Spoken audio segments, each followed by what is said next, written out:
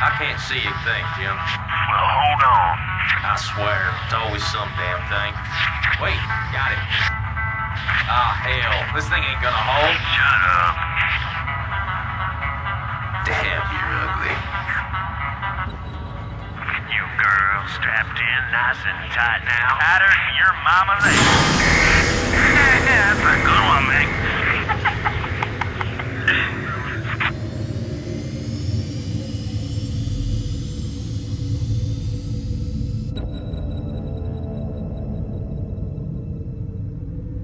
Locked in and cruising. What you got for me out there, Joey Ray? We got Terran for sure. I don't know about the rest. We got a big old buttload of floating debris out here. Woo-wee! We hit pay dirt this time for sure.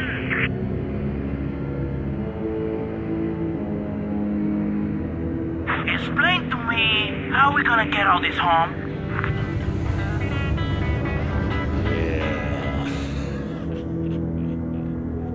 I'm detached and moving toward the derelict spacecraft. Damn it, Jim. Video's out again. Well, quit picking at it. I ain't picking at it, damn it. I'm out here with a hinge of my caddy up in here and there. Your jacks. I'm hablando siempre, vamos a dejándome metido en el espacio que me está oyendo. Hey, you listening to me? Hold on, I got visual. Get the damn boat, you fell back! I'm behind the ship! I'm behind you, Jim!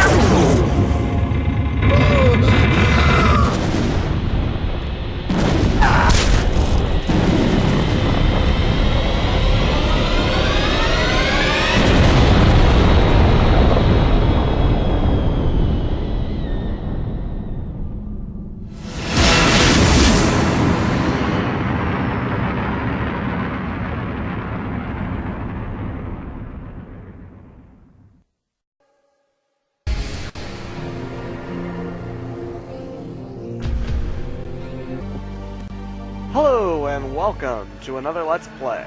This is Let's Play Starcraft. Now, I'm not sure exactly how I'm going to end up doing this. Obviously, like, if I fail a level over and over and over again, I'm not going to show playing through some of the levels because some of them can be pretty damn long. But I plan on at least doing, like, if I fail, then I might think what I'll do is, I don't know. Really, I'm just gonna try and get into the game now. That was my practice, so we're gonna go in, D-helm 11. Okay, we're good. And of course, we will be starting off with episode 1. Now, my plan for this Let's Play is, I will do each of the levels, and then I'll do all the levels, and then I'm going to do Brood War as well, which is the expansion, basically. So, basically, yeah. Of course, I'm going to have to end up recording all the different times I fail. I think what I'm going to end up doing, though, is just showing off when I actually complete the level, because honestly, with a game like this, you wouldn't want to end up showing all the different fails, just because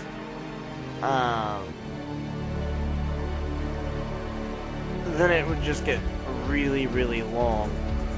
Because I'm not an expert, I'm nowhere near an expert StarCraft player. I kind of suck, in all honesty. But, and I've not played Brood War. I've played through this, the original. But in old StarCraft, I'm nowhere near as good as I was with the new StarCraft. StarCraft 2, I'm decent at, I would say. And only decent. I don't play anything online. I get my butt handed to me handily. Trust me. And you'll probably notice that once I start actually playing. But with a game like this, some of the missions can take up, like, one of them is to last 30 minutes. So obviously, if I end up dying 20 minutes in, you're not going to want to rewatch the 20 minutes as I reset up everything, and, you know, so... Anyway, without further ado, Terran Episode 1. Terran Campaign Rebel Yell. In the decades since the end of the Guild Wars, the oppressive Terran Confederacy has stood unchallenged in its supremacy over colonized space. All that changed 4 days ago when a large alien fleet emerged from the warp space and laid waste to the unsuspecting Confederate colony of Chowsara. The Confederacy, fearing that the alien fleet's next target will be the colony of Marsara, has sent you to intervene. Acting as magistrate, you are to safeguard... Ah, rude! Hello, I was reading. Cancel. I was reading, thank you. To intervene. Acting as magistrate, you are to safeguard the colonists and keep their state of panic from escalating any further. Okay, now's when you're supposed to show that. No. Work with me here. There's supposed to be an image here. I think it says Marsara something. I can't remember. Anyway, welcome to Marsara, Magistrate. The equipment demonstration you requested is prepared and may be initiated at your convenience. Simply select Start to begin the demonstration. You may skip the demonstration by selecting Skip Tutorial. Okay. You done talking? Doesn't say end of briefing. Whenever you feel you are ready, you may select Start. I know she, like, gets sassy, doesn't she, at some point? If you're just sitting here.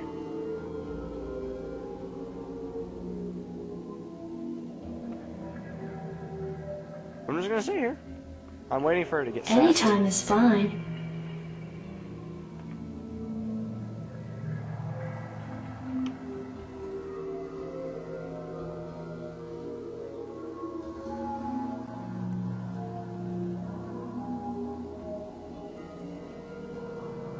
You're okay to go.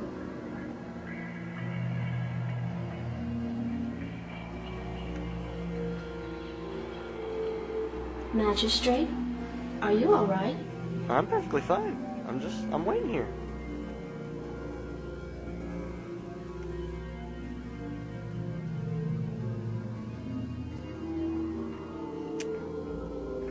Now, it still doesn't say end of briefing. I think what I am... End of briefing, really.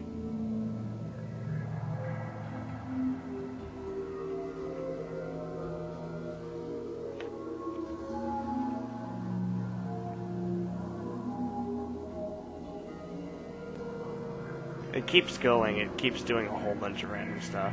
End of briefing, this time I mean it.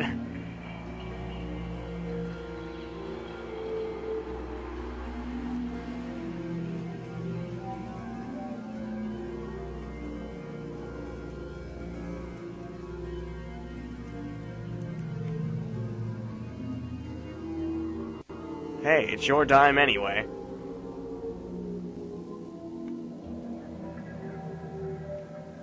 Eventually, like, doesn't it post, like, a recipe for General Chow chicken or something?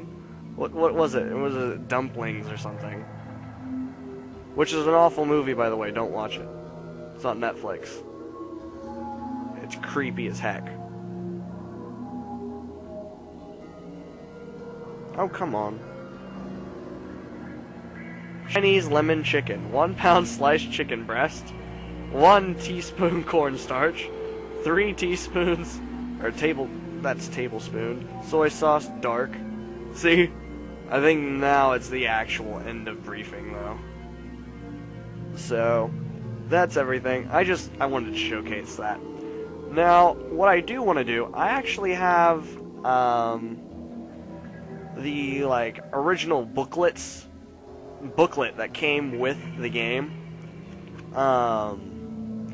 And the booklet kind of gives, like, history. Basically, it explains like how the world got to the point in which it is. So I think I'll actually go ahead and give this a read while before we actually get started into the game. I'm not gonna read each of the races because obviously, like, I'm looking at it here.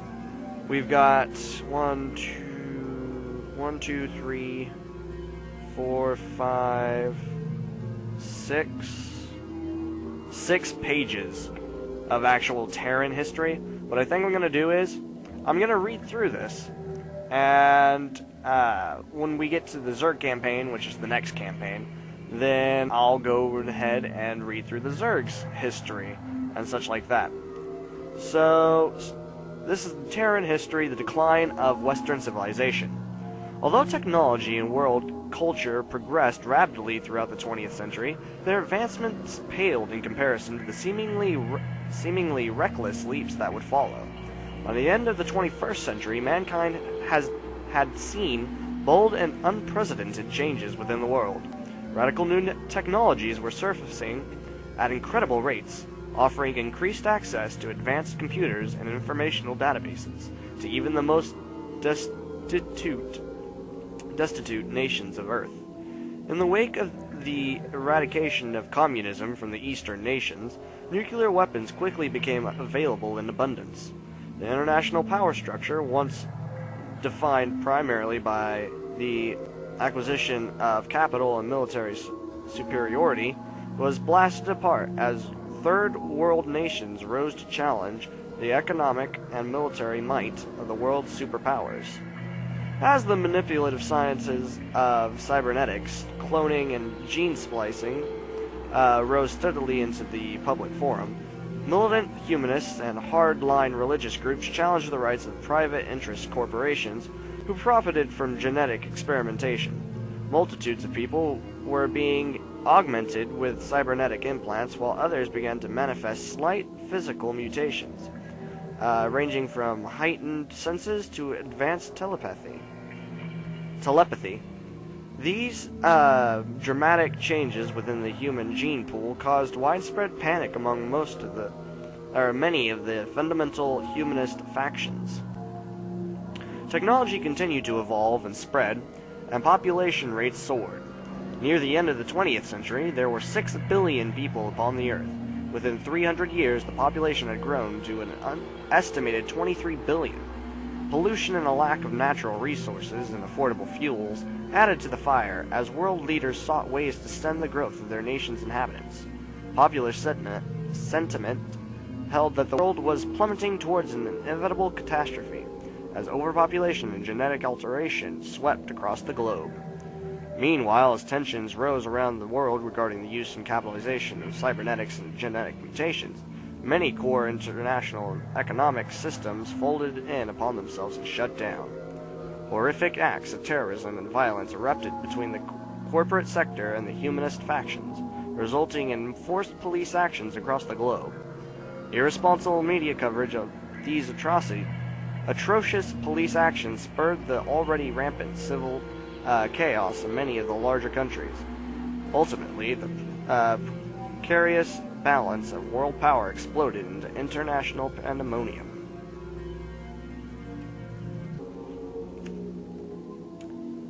The New Order.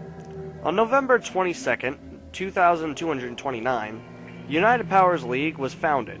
The UPL to become the ultimate incarnation of the vision of a unified humanity, held by the now defunct United Nations. This new order encompassed and controlled close to 93% of the Earth's population, failing only to bring order to a few volatile South American states. The UPL was founded upon the basis of enlightened socialism, but often resorted to harsh fascist police actions to maintain the public order. With its control lasting for nearly 80 years, the UPL began to devise a rigid agenda that would unify the various cultures of humanity for all time. Great lengths were taken to eradicate the last vestiges of racial separatism, and the Unitarian Commissions banned many of the world's oldest religions. English was designated as the common tongue of the planet, replacing many ancient languages that were subsequently banned in their native countries. Although religions were officially banned by the UPL, the organization held an almost zealous belief in the supposed divinity of mankind. This quasi-religion dogma called for the immediate eradication of any non-vital prosthetics or mutations amongst the pure strain human gene pool. Hardline UPL proponents and scholars argued that genetic alteration, cyber technology, and the use of psychoactive drugs all led to the eventual degeneration of the human species. The UPL leaders formulated a bold plan that would assure that humanity would persevere, unscathed by the tempting corruption of radical technologies. The Great Purification. Like the bloody inquisitions that devastated Europe 800 years before, the UPL set in motion one of the harshest agendas ever conceived by humanity: Project Purification. This genocidal crusade was the government's final solution in the matter of cleansing humanity of its more degenerate facets. UPL troops scoured every nation on Earth, rounding up descendants, hackers, synthetics, the cybernetically enhanced, tech pirates, and criminals of every kind. This planet-wide culling resulted in the eradication of nearly 400 million people. The world media, now under the strict control of the UPL, downplayed the horrific violence and kept the general populace of Earth unaware of the scope of the atrocities being committed. Despite their heinous acts, the UPL succeeded in advancing many core technologies. Field of research that lain dormant for decades were opened again under UPL control. The space exploration programs of the mid-20th century, abandoned by the Americans and Russian governments due to drastically reduced budgets and incessant political sabotage, became the basis for a new era of exploration for humanity.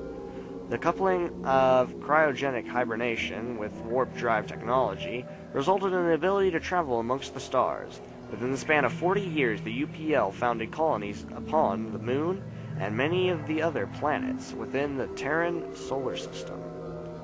During this period, a brilliant young scientist named Doran Ruth made plans to consolidate his power within the UPL. Uninvolved with the vulgarities of Project Purification, Ruth was obsessed with founding colonies upon the worlds found beyond the Terran sector.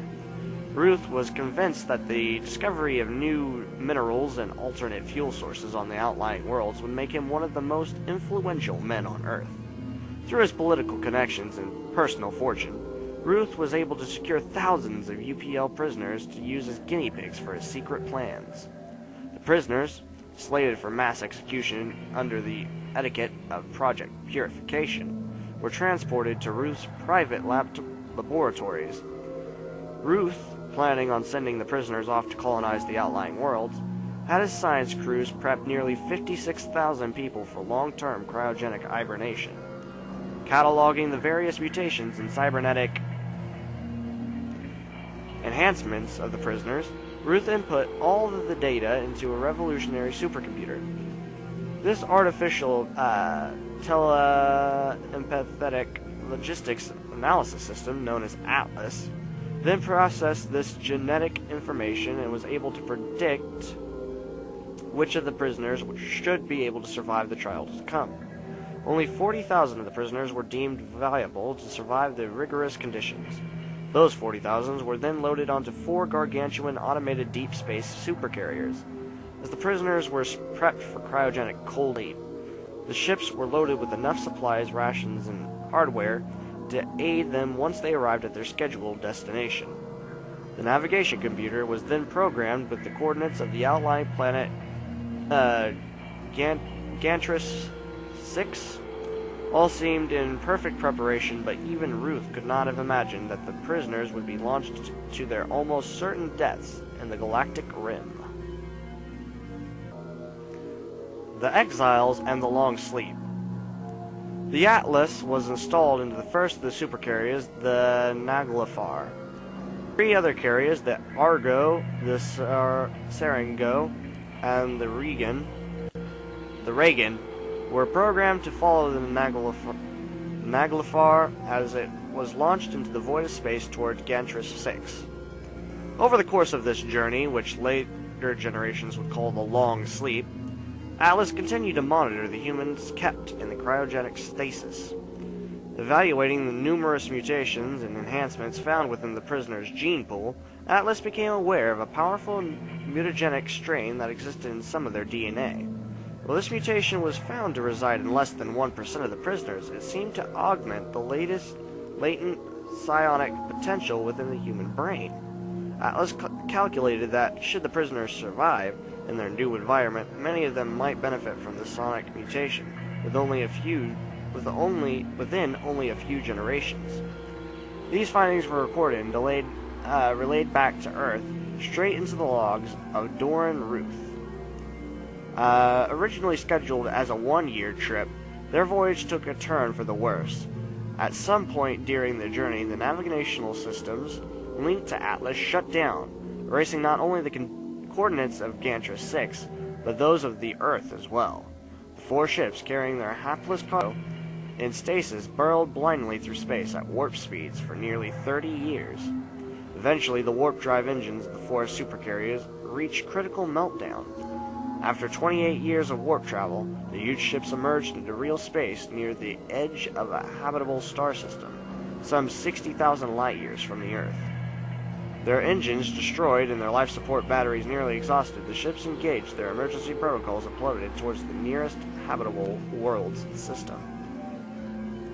The Reagan and the Serengo crash-landed on the world that would be named Umoja. So the Serengo, which had suffered massive system failures during its atmospheric descent, smashed into the planet, killing all of its 8,000 passengers. The Reagan was more fortunate, making a controlled descent and landing safely. Once the ship had landed, the cold sleep chambers were deactivated, and the surviving passengers slowly awakened. The passengers, attempting to discern where they were and how long they had slept, found that the Atlas system had somehow erased all knowledge of their journey from their computer banks. The Argo landed upon the red world of Moria. Its passengers met with the same fate as those aboard the Reagan, as all information regarding their current status was erased. Only the passengers of the Naglfar could access their ship's computers to discern their plight. They accessed Atlas directly and confirmed their growing suspicions that they would never see the Earth again. For although they had landed on the temperate planet of Tarsonis, the Naglfar was damaged beyond repair. The surviving exiles, now spread across 3 worlds, began to salvage their wrecked ships in an attempt to find refuge in their new surroundings. The Confederacy in the New World. The inhabitants of each planet worked to survive in what they termed the New World, unaware that their fellows also thrived upon the other worlds in the system. The vagabond Terran made do with whatever meager resources they could find. Having lost the means to communicate over interplanetary distances when their ships were stripped for essential materials, Terrans lived in isolation for decades. In a relatively short amount of time, the 3 isolated groups of Terrans found sister colonies upon their respective worlds, and although it would be at least 60 years before the 3 colonies would be reunited by space travel, each of them grew into prosperous, self-contained communities. Tarsonis, the largest and most technologically advanced of the colonies, soon developed second-generation sub-warp engines. This allowed their ships to explore the myriad barren planets of the surrounding star system and eventually led them to find the other survivors of the Long Sleep. Once reunited, the 3 colonies benefited from mutual trade and commerce treaties. Although Tarsonis kept pushing Umoja and Moria to join in a conglomerated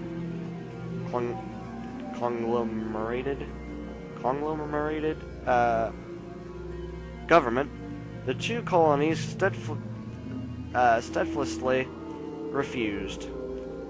The fleets of Tarsonis continued to explore the Terran patch of space that came to be known as the Koprulu sector. Founding prosperous colonies upon 7 other worlds within the system enabled the military might of Tarsonis to grow up by leaps and bounds. A new government, christened the Terran Confederacy, was founded by Tarsonis colonies. The Morian colony, which had benefited from having the largest resource mining operation in the sector, began to fear that this new confederacy might attempt to move in and regulate their lucrative operations. Thus, the Kelmorian Combine was formed, a shady corporate partnership that would supply military aid to any mining guild that was oppressed by Confederate policy. Tensions rose between the Confederacy and the Combine, leading to the outbreak of the Terran Guild Wars. Guild Wars lasted for nearly 4 years, with the Confederacy eventually negotiating peace with the Combine. While the Combine retained its autonomy, almost all of its supporting mining guilds were annexed into the holdings of the Confederacy. The Emotion Colony, after seeing what blatant abuse the Confederacy was capable of, founded the Emotion Protectorate. This nationalized militia would work to keep its colony free from Confederate tyranny. In the final analysis, the Guild Wars assured the Confederacy its position as the dominating factor within the Terran power structure. The might of the Confederacy continued to grow as its prospectors claimed world after world with their reckless expansionism. Pirate groups and radical militia organizations began to spring up more frequently as Confederate enforcement agencies continued to abuse their citizenry. One of the greatest examples of the revolt against Confederate policy was the Rebellion of Korhal. The Rebellion of Korhal. Korhal is one of the core Confederate worlds originally settled by Tarsonian colonists. A world of affluence and enlightenment, Korhal contributed greatly to the military and technological advancements of the Confederacy. Although the Confederacy benefited from Korhal's continued productivity, the citizens of the colony resented their forced affiliation with the often corrupt Confederate senators. Attempting to retain their independence, the citizenry of Korhal instigated numerous riots against the local Confederate militia. The Confederates responded in kind and declared martial law throughout the colony. This only seemed to agitate the populace even more, escalating the already rampant civil chaos. The Confederates believed that if their most treasured and pampered colony could turn against them, then all of their other colonies might revolt as well. It was decided that the crisis on Korhal would be ended by any means necessary. Korhal would serve as a chilling example to all the other colonies in the Confederacy. A dynamic Korhalian senator by the name of Angus Minsk took it upon himself to formalize the sentiments of his fellow citizens. Their cry for freedom was undeniable when Minsk actively declared war against the Confederates. Whipping the people of Korhal into a volatile, patriotic frenzy, the senator succeeded in capturing all of the Confederate outposts on Korhal, issuing statements declaring that the Confederacy no longer held any claim over the world of Korhal. Minsk succeeded in garnering respect and admiration of many other struggling colonies. The Confederates, seeking to contain the situation, pulled their forces from Korhal and withdrew their fleet from its skies. Minsk and the other leaders of the revolt, believing that they had won their independence, celebrated their victories over the Confederacy. The Confederates, knowing that a perceived loss to Korhal might instigate other colonies to revolt, planned to retake the planet through subtler means. The Confederates sent 3 of their deadliest assassins, known only as Ghosts, to eliminate Minsk and his supporters on Korhal. Senator's decapitated body, along with those of his wife and younger daughter, were found the next morning on the private balcony of his towering fortress-like headquarters. Minsk's head was never found. While the assassination did much to weaken the revolt on Coral, it also fueled the fires that would eventually forge the greatest enemy the Confederacy would ever know. Arcturus Minsk, an accomplished Confederate prospector and businessman, did not take the news of his family's death well. Having been a prospector for years, Arcturus knew of the despicable lengths that the Confederacy would go to in an effort to reach its objectives. He was uninterested with greater sector politics, and was even alarmed and somewhat embarrassed by the actions of his estranged father on Coral. He never dreamed, however, that his family would be killed merely to prove a point. Their death stirred something inside the young Arcturus, leading him to forsake his promising future and follow a lonely path of vengeance. Rallying the various militant groups that followed his father against the Confederates, Arcturus succeeded in fashioning an impressive yet somewhat ragtag army. Minsk's followers struck at various Confederate bases and installations, costing the Confederates billions of credits in men, machines, and equipment. With rumors spreading of a secret alliance between Minsk's group and the Emotion Protectorate, the Confederate government quickly decided only on a final solution to their problem. A salvo of 1,000 Apocalypse-class nuclear missiles was fired at the planet of Coral from the distant Confederate capital of Tarsonis. Over 4 million people were annihilated during the savage attack in a single instant. The prosperous colony of Coral was reduced to nothing more than a superheated sphere of blackened glass and stirring phantoms. The news of the Holocaust reached Minsk at a secret base located within the borders of the Emotion Protectorate. With nothing left save vengeance, Arcturus and those gathered with him on that sorrowful day pledged a sacred vow to bring down the Confederacy at all costs. Calling themselves the Sons of Coral, Arcturus and his renegade team of volunteers quickly made names for themselves as the most wanted fugitives in the sector. Striking silently and swiftly, the Sons of Coral won countless victories over the Confederacy. But with every battle won in the name of justice, Arcturus was portrayed as a madman and a terrorist by the Confederate-controlled media. Most colonies refused to house or provide service to anyone affiliated with the outlaw group. Yet despite seemingly overwhelming odds and scandalous public opinion, Minsk never gave up the fight against the Confederates. To this day, the Sons of Coral continue to confound Confederate enforcement agencies as they work to bring about their mission of liberation for the sector.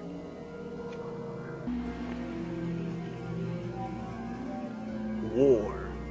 The various colonial powers and the pirate militias continue to spar with Confederate forces. Although many of the groups were constantly at odds with one another, the overall Terran presence within the Koprulu sector continued to strengthen and expand. These petty squabbles would end soon enough, as the Terran colonies found themselves caught in the midst of a struggle of epic proportions. Without warning, a fleet of 50 alien warships descended from the skies over the outlying Confederate colony of Chowsara. The massive ships opened fire upon the unsuspecting colony, continuing to decimate every inhabited settlement on the planet. This unprecedented attack caught the Confederate forces by surprise, sending the shocked Terran fleets into disarray.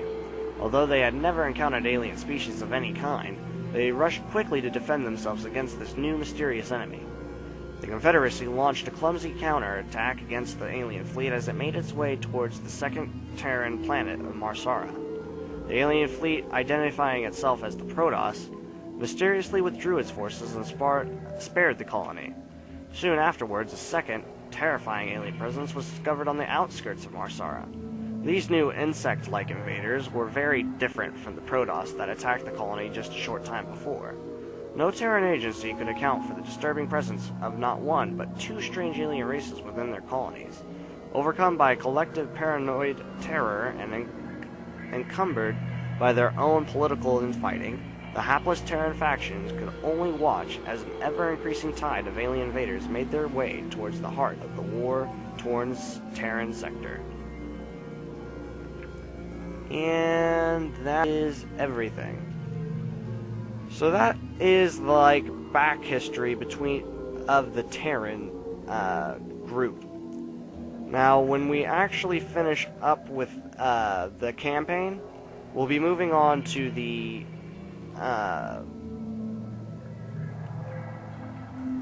Zerg history, and then of course we'll eventually move on to the Protoss history whenever we reach that.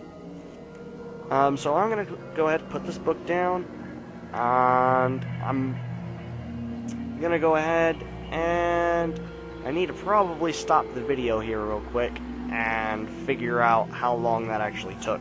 So, give me just a moment.